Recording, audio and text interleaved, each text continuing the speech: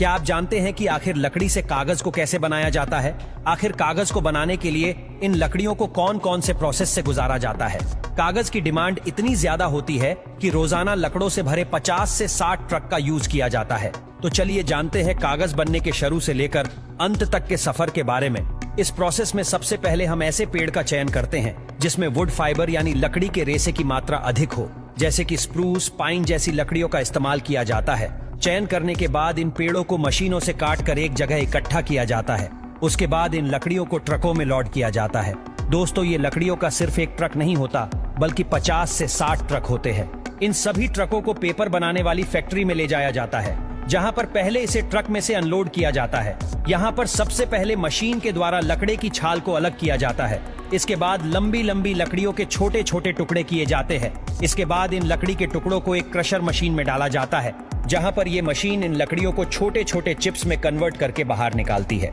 अब इन चिप्स को conveyor belt के जरिए डाइजेस्टर में भेज दिया जाता है, जहां पर इन्हें एसिडिक सॉल्यूशन के साथ उबाला जाता है, जिस वजह से वुड फाइबर और लिग्निन दोनों अलग अलग हो जाते हैं।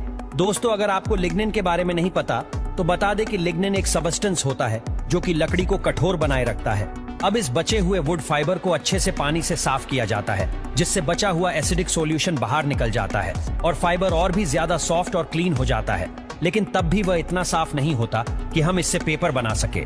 इसलिए इसकी ऑक्सीजन और पेरोक्साइड की मदद से क्लोरीन फ्री ब्लीचिंग की जाती है, जिससे ये और भी ज्यादा चमकदार और साफ हो जाता है।